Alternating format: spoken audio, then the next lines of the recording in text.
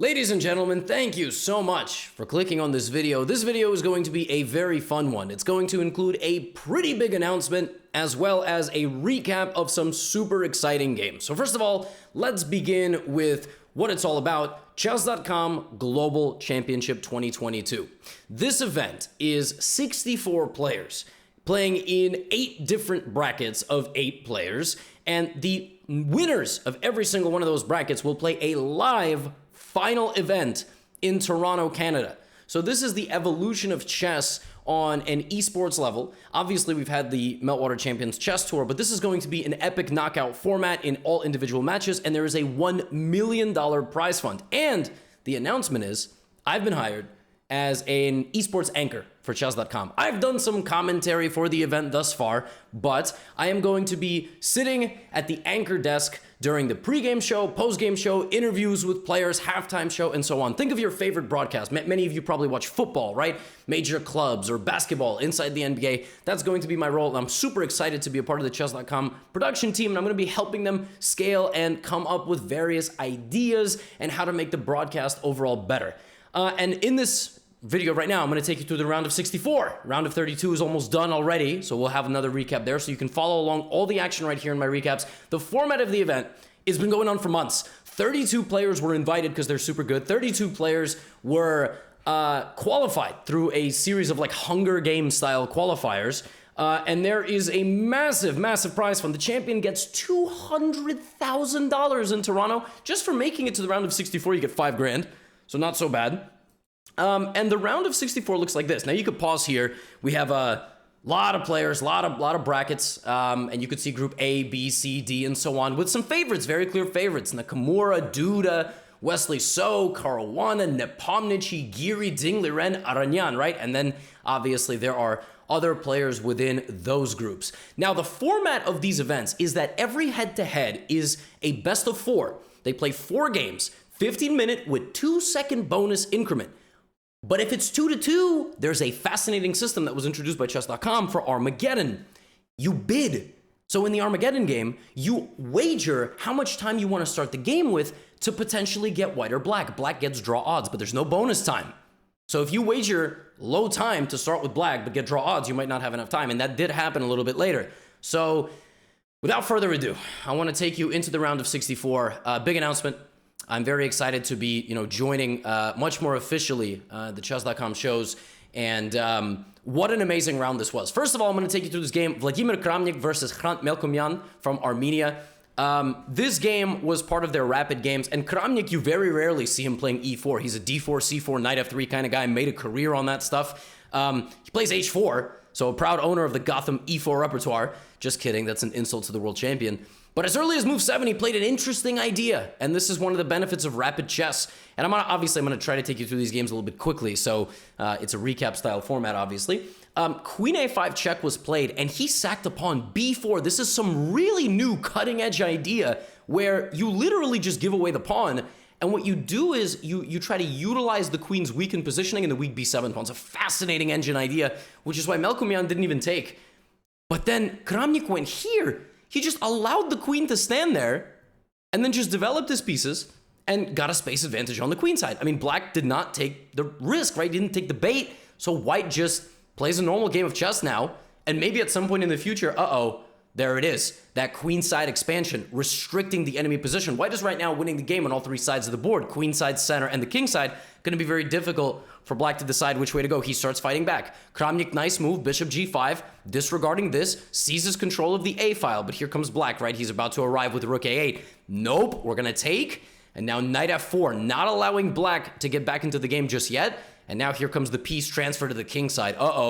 While you won the battle for the a file, I left, and now I'm going to be starting some sort of attack over here. Knight h5, looking really juicy, and Kramnik senses blood in the water like a shark. g4, excellent move, and h5, not slowing down to capture anything. Melkomyan starts trying to, instigate on the C and A files, looking to create some counterplay, but the knights are galloping in, and the multiple-time world champion delivering blow after blow to the black position, getting his horse back. Rook g8 looks absolutely terrifying for this white king over here, but knight g3, king h2, and look at this maneuver, rook h1, and anywhere the king moves, that's well, only g1, only legal move, that's going to be devastation. And it was Vladimir Kramnik sweeping his first round matchup 3-0.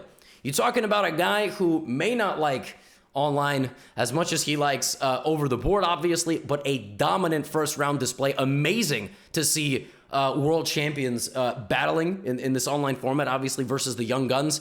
One matchup that was unbelievably close was the one between Wonderful Time and Chef's House. Do you know who these players are? This is Tuan Minh Le, now GM, but I am currently, before his title gets approved, from Vietnam. That's Ding Liren. Folks, that's Ding Liren playing with the black pieces. Ding Liren lost the first game of this match. He was down 1-0. Tuan Minh Le beat Ding Liren. It all came down to this final rapid game. And Ding Liren does not shy away from theoretical battles. He also doesn't shy away from playing solid lines when he doesn't necessarily have to win. This was a very sharp line here played by Tuan Minh Le. Bishop f4, and white is known to be comfortable in these positions, and just visually speaking, it looks like white might get some sort of attack. Bishop d3, rook g1. Ding is like, I'm gonna go grab that bishop in the future. I'm gonna play rook c8 first, protect against this. Here comes my queen.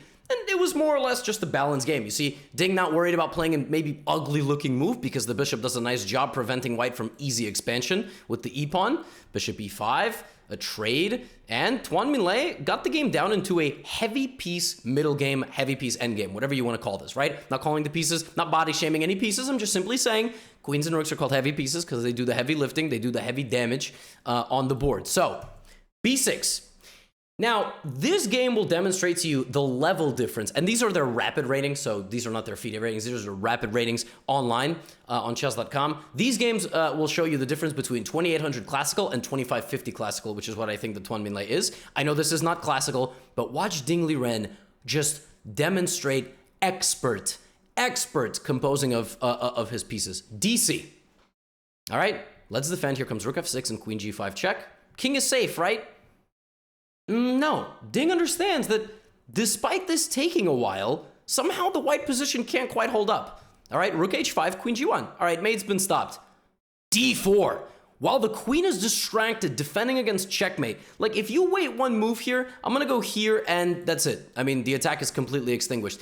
d4, and white is forced to react. He still goes here. Queen backs up with more pressure in the center. Takes.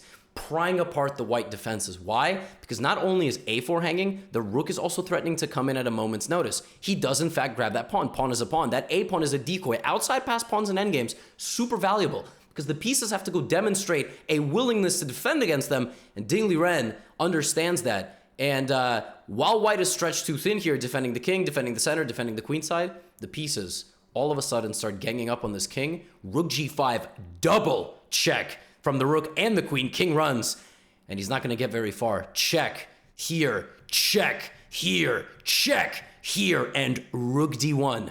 The kiss of death. The king now must step right in front of or behind the queen, and no matter what happens, black will be winning the queen with either rook to e1 or queen c4, and then rook d3. However you want to do it. And Ding Liren fought back in the first round, facing a very, very tough situation after losing that first rapid game, but making a comeback, and it was an epic one indeed. Now, I'm going to take you through a series of enormous results from the first round, which destroyed the brackets. So chess.com had this perfect bracket matchup where you could fill out a bracket, and then you could decide whether or not if you were perfect, well, your matchups, they would give you $100,000. Not so bad. Not so bad, right? These were some bracket breakers. So the first one that I want to show you is this matchup. Hansen versus Liam. This went to an Armageddon. Eric had the white pieces, and Eric started with more time. But it was a scramble, right? It was a scramble of a game, and it was a roulopus. So black has draw odds. Keep that in mind. There's no bonus time. Black has draw odds in this game. Bishop b7, right? b5. And white's got to win. White's got to win or win on time. No bonus time now in the Armageddon. Knight bd2, maneuvering game, all right? Typical roulopus, queen d7. This is the Zaitsev system. Closes the center. Going to be a long maneuvering game, which benefits white. Let's not forget that. Black starts with less time. White might not like a draw, but he loves a long maneuvering game. He's going to bleed the clock. All right? Eric, slow and steady wins the race. All right? Now, Liam is starting to force the matters. Knight c5, knight a4, right? He's doing what 2,700 FIDE rated players do. He's instigating in the right way. Eric, still doing a nice job, shuffling, all right? At some point, he's going to have to do something, all right? So, bishop c2, knight d7, queen a2, rook c8, and queen a7 back. Black is better, but where is it? Where's that breakthrough? You see, Liam can repeat moves long enough, but White is not going to repeat moves. That's the thing about Armageddon. White needs to shuffle. White loves the fact that shuffling is involved. And all of a sudden, Hansen sacrifices a piece. And this is where things are going to get goofy because we've played 35 moves. Black is potentially down to their last, several minutes here. And Hansen understands that and gets back the rook and creates material imbalance. Black doesn't know it's minus 1.5, okay? Knight f3, knight a4, bishop a4, and e5. Oh, it's getting real spicy now. This is an insane game. 43 moves, zeros, material imbalance, clock ticking. No bonus time. No bonus time, all right? One of these two is gonna fall off this cliff. All right, it's like tug of war in Squid Game. All right, that's it.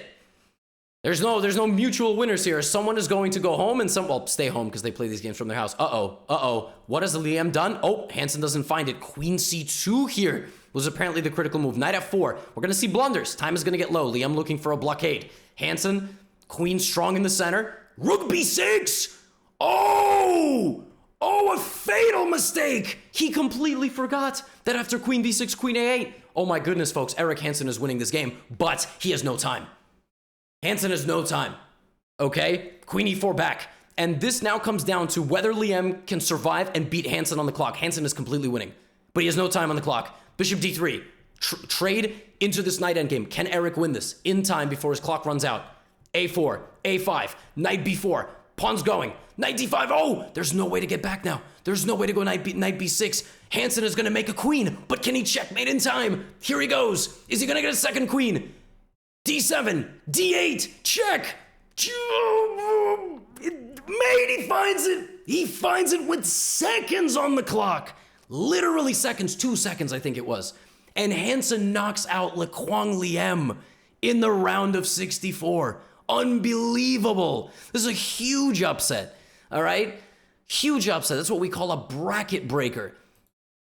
Now, this one also went to an Armageddon. This is Pavel Pankratov versus Vishy Anand. Yes, the Vish. Vishwanathan Anand. All right? This is an Armageddon game. Vishy did something that was crazy to the commentators at the time. I was actually commentating this game. He wagered 7 minutes for Black versus 15. 7:15. Some people were like, he thought it was a 10-minute Armageddon. That's why he said something. Nope. They clarified 7 minutes, 15 minutes. So Vishy has half of his opponent's time. Now, the craziest thing about this game, okay, is that after the opening, very, very sharp line here, center game. Pankratov goes back to e2. This is one of the lines. And Vishy did a really nice job here, getting his king off center, trading enough pieces, and creating a nice stability in the position. By this point of the game, Black had almost equalized on the clock. I mean, not almost, but it was like 3 minutes. Considering you started the game down 8 minutes, I would say that's a win. And I was thinking, Vishy's got this. He's not gonna, there's nothing to be done here. Knight a5. Look at this great position. Knight c4, c6. But suddenly, I started having my doubts because I was under the impression Vishy should have taken here and then maybe played c6, then maybe been a bit more solid, or knight f5 and then c6. But what Vishy did was he allowed his opponent to move out of the way, and suddenly his horses did not have any targets. And as Vishy tried to consolidate, Pankratov, who was the massive underdog, started showing a lack of respect. G4, Queen G3, Rook E1, Queen H3, and just very obviously making it seem like he's going to create an attack. It doesn't even matter what the engine says here, because let's not forget, Vishy's down 8 minutes to start this game. Vishy's only got a few more minutes to hold on, all right, before his time runs out. He's got to move faster. And what happens is that Vishy's human. He might be one of the best players of all time. He might be a multiple-time world champion, but he's also a human being. And the longer he sits in this game and his time goes, he can create as much counterplay as he wants. But f5 is coming. And Vishy can crash through on that side of the board and play b5 again. But g5 is coming. Pankratov is rolling the pawns down the board. And on the very next move comes g6, and after ba3 comes f6. And that's it. Vishy can't defend his king anymore. There's just too much material barreling straight down. h5, f7 check, and Vishy resigns. Because if he moves his king to safety, nobody can actually truly save the king. This was a shocking upset. This is a massive congratulations in store for Pavel Pankratov from Russia, who just beat Vishy Anand. He just knocked out Vishwanathan Anand from the Chess.com Global Championship. This completely broke everyone's bracket. All right, Garakamsky was another matchup, and he beat Vladimir Fedoseev. Between Hansen, Pankratov, and Kamsky, all brackets got broken from the first round. Nobody had a perfect bracket anymore. Can you believe that? That is what makes this format so intriguing. Now, a few other games, a few other matchups had photo finishes. This was the Armageddon game between Rauf Mamedov from Azerbaijan. He has the Ukrainian flag. It's a sign of solidarity, but he's from Azerbaijan. And you have Nihal Sarin, who is most certainly not playing from Chile. I don't think Nihal Sarin is living in Chile. I don't know why that's his flag, but he's obviously from India. Now, this was an Armageddon. I think Nihal started this game with 4 minutes less on the clock, okay? So, again, another situation, another Spanish. This is not the first Spanish we've seen. Queen e2. This is called the Warmald, or the Whorl. Okay, this is a Spanish that I have, like, almost not seen in 10 years, probably. A very slow maneuvering game once again, but with a little bit more spice, g4. Again, in the Armageddon, you want to bleed the clock, right? But Nihal Sarin is rated 3150 in Blitz and 3128 in Bullet. If you get this man into a time scramble, you're dead. Do you understand this? You're dead. You're not going to beat Nihal Sarin in a time scramble. Might be one of the best time scramble players in the world. I'm not talking Bullet. That might be Magnus, Hikaru, whatever. But I'm talking time scramble. I'm not sure that you want to go up against Nihal Sarin, all right? If it's time scramble versus Nihal Sarin in a root canal, you're going to seriously consider going to the dentist. Now, as far as this game was concerned, Mamedov had a great position early on. Honestly, the opening was a huge success. He started cracking down the center, and he's up on time. He's not even playing this game for a flag. He's just straight up playing to win. He plays c4. How is Nihal going to ever save this position? Like, he's just busted here. His king is goofy. His rook is goofy. His pawn structure is goofy, all right? But his counterplay skills, not goofy. Rook e8. a5 stabilizing the queen side, but it's plus 1.5. It's plus 1.5 and it's only growing. Rook e1. Rook d8, keeping pieces on. g5, plus 2 for white. Rook e1. Queen d6. Keep in mind, white is up on time and white is winning. This is horrible situation for Nihal. Just completely horrible. Queen c3. Nihal moves his king out of the way, giving up this pawn for free. He's like, you know what, Rauf, you can have it. The craziest thing is taking this pawn was not even the critical idea. Rook e7 was. And trying to get the queen over here, because apparently this endgame is completely winning for white. Because white goes here, starts winning all the pawns, and there's just no way for black to defend. The king is too weak here to play two rooks versus the queen. But Mamedov goes for the pawn, and Nihal, while a pawn down, gets all his pieces into the game, and suddenly is not any worse. I mean, he's like worse in the fact that he's a pawn down. That's the plus 1. But his position is not worse at all. And suddenly, all the advantage goes out the window. The pawn's going to be lost. He wins the pawn back. He stabilizes the position. How has Nihal Sarin done this? He just pulls a rabbit out of a hat, gets down into an endgame, and he's now playing this for a win. He's definitely not playing for a loss. Oh my goodness. And the craziest part about this game, remember in the beginning, Nihal is down 4 minutes? Nihal's got less than 30 seconds here. He's got less than 30 seconds. All right? White is still playing to win. Nihal can make a draw, but white is playing to win on time. He's playing to win on time against one of the best time scramble players in the world. Look what happens. Nihal Sarin, from the depths of absolute defeat, is now marching his pawns down. He's got about 10 seconds on the clock to win this game, or it's all over, and he's knocked out of this event. Mamedov giving him checks. Any grandmaster resigns here. Yes, but that's not the format. The time is a factor. King f4, f2. Oh my goodness, now Nihal has to get out of all these checks. f1, queen f2, and he lands checkmate on move 75 with 4 seconds on the clock. Unbelievable. And he moves on in the round of 64. Oh my goodness. I mean, just simply incredible stuff. There was another unreal photo finish.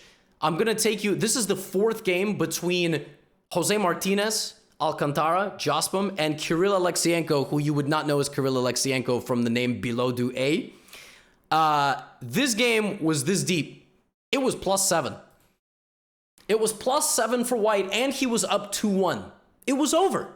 It was absolutely over. Jospem was desperately searching for mate. How does he not have a mate? It's +10. It's +18. When suddenly, King E8, Jospem looking for checkmate. Rook D5 is made in like a few. Okay, please Rook... Wait, Jospem's gone completely bananas. What? From +70 to -1? I don't know what he missed, but both of them have no time. Now black is completely winning. What is going on? But instead of going on the offensive now and understanding that his king is actually safe, Alexienko goes queen e7, and Alexienko accidentally gets himself into a dead loss position again. But right here, when if you take this, queen f4 check wins back the rook for black, Jospem has to play queen to d7, forcing the king into a check, winning the game on the spot. Jospem lost on time. Jospem lost on time in this position with white. He damn near had a heart attack on camera. So now he has to play an Armageddon from the depths of tilt. Can you imagine losing a game like this? Mate. I mean, it was made on the board. It was made in 7 or 8 moves, probably. He now has to play an Armageddon. And play an Armageddon he did. Oh, he did play. It was 100 moves. It was a 100-move game. It was dead equal. Dead equal. All right, I'm not going to sit here and take you through 100 moves. Remember, black starts this game down on time. All right? This is a dead draw. Dead draw. Queens, rooks, opposite colored bishops. Agree to a draw. No. Not when there's $5,000 on the line, and not when a qualification spot for a live final in Toronto is on the line. This game went on and on and on. It went to a rook and bishop endgame. It was a draw forever. But that is the nature of Armageddon. Hate it, love it, we have to decide ties somehow, okay? All other sports end with a winner. Chess obviously isn't always like that. But sometimes you have to get to an Armageddon phase. This game went 100 moves. I am just holding down the forward button.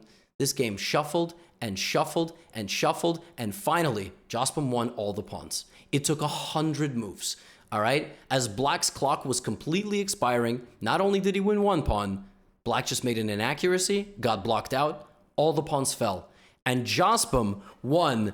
And that's a little bit of an upset, but I mean, this was just a crazy tense match. Coming back from this position, up 2-1 with mate on the board, and then losing but winning the Armageddon, he clutches it out. And we had a few more big matches. Vasil Ivanchuk, one of the legends of the game, was playing against Ray Robson, and after getting flagged in their opening game, this game was a barn burner from start to finish. An ultra sharp line played by Ivanchuk, which created this pawn structure. Ivanchuk went for the bishop. Robson centralized his queen and blocked the advancement of the a-pawn. And we had a center pawn trade. Castles. And then black started to very clearly want to instigate, right? Robson with these very powerful bishops wants f4, and, you know, black can get a very, crushing position very fast. It was very important that Ivanchuk gave a check and seized back control of the game. Hitting the rook, hitting this, coming back to f4 as well, and f4 anyway. But what happens after bishop takes bishop? f3, threatening mate. So Ray Robson is yes, his name is Spicy Caterpillar. I don't know how he knows it's spicy. Did he eat it? I don't know. Anyway, Ray Robson is looking to get into a punching match with a potentially, I don't know, stronger boxer. Vasil Ivanchuk is known throughout his career as being a tactical and creative genius on the board. So he thrives in these kind of positions. There's no speculation when you're on planet Chucky. G3, Queen G4. Very speculative idea here, looking for this. Because again, you can play CB, but then you're going to lose the rook. And if you take this, that's great. I'm going to take your queen. Something tells me he's not going to blunder that, all right? Something tells me he's not going to blunder no pieces over there. You know, sometimes it's hard to see, right? Sometimes it's just hard to see how all the pieces are interacting with each other. So Queen G4. bishop d4, king h1. This is still a threat. But Ivanchuk is just like, bro, who do you think you're attacking? I don't understand. Bishop e2? What? Rook d2? Solid. Queen d5? There's nothing. Got nothing for me over here. And black continues, sacrificing everything. f2! Threatening the rook. Threatening f1. Threatening bishop f3. Ivanchuk's like, I'm gonna grab this bishop. You could do all that. I'm gonna get right in here with my knight. That's mate. All right, queen g7 is checkmate. And Ivanchuk went on to knock out Ray Robson, which was sick. All right, I'm not an anti-Ray Robson guy. I like Ray Robson. But just seeing Ivanchuk succeeding is amazing. There was one more epic matchup, which I think the fans will enjoy. Obviously, Benjamin Bok, fan favorite. Does a lot of commentary on the Hikaru channel. Strong grandmaster in his own right. I think you know where this is headed. This was in English. This was an Armageddon game. And for this game, Benjamin Bok showed up and showed out. All right? Remember, black gets draw odds. Okay? Draw odds, less time. Okay? Very cagey position. A lot of pieces on the first rank, staring at black's pieces as well. And Grischuk was better. He got a great position. The thing about Armageddon is you're always towing this line between I'm up on time. Do I play for a win? Do I play for a draw? If I hold the position too long, white is going to break out. And that's exactly what Bok did. Bok did not respect the opponent, took the pawn. And suddenly, whoa, tactics flying all over the board. ef4, bishop here. But Bok's up a pawn. Grischuk gave him a pawn. So now rook b6. Uh-oh. If you take this. If you take... I even have a better move than bishop f7. I'm going to rook b8 check, and then I'm going to win this. And that's exactly what he did. Rook e1, rook a1. And in this position, Benjamin Bok plays bishop g8 check, knight c2. And suddenly, this pawn is going. And the bishop can move anywhere with discovered check. So what ends up happening is we get into an endgame where it's this. It's rook and bishop versus knight and bishop versus rook. Bok could have won this, I think, in a slightly better way. I think he had some computer line here that was like totally winning. He doesn't find it, but practically speaking, he has excellent chances because he has two pieces and a pawn, and that's all he needed. He centralized, he defended his h-pawn, and he got a completely winning endgame against a three-time World Blitz champion in Alexander Grischuk. It took 66 moves of various maneuvering, but finally, Bok, with a minute on the clock, gets to a position where black cannot stop the red carpet for the pawn. d6 is unstoppable. d7 is unstoppable. Bringing the king for white, unstoppable. The king cannot get back. Grischuk resigned. What an upset win for Benjamin Bok, knocking out Grischuk from the round of 64 in the Chess.com Global Championship. Folks, obviously when there are 64 players, there are 32 matchups. Quick maths, right? So we gotta go full screen one more time. And just really quickly, I am going to show you how the round of 64 ultimately concluded, moving into the round of 32. Here you go, up on your screen. And I will be making a recap as well of round of 32 and of round of 16, and for the round of 8, aka the live final, which will ideally have all the players in Toronto, Canada. I mean, pending any visa issues, right? This is kind of the thing in 2022. It's kind of hard to travel to some places. Some places don't let you travel. Some places don't let you in. It's tough. It's a tough situation, but was a little bit of an announcement video as well as a recap video. I hope you enjoyed. Stay tuned for more Chess.com Global Championship updates. And if you want to read any of the stuff, it's all on the chess.com/news page. And that's all. Looking forward to the rest of the event. Hope you enjoy the coverage, and I'll see you in the next recap. Get out of here.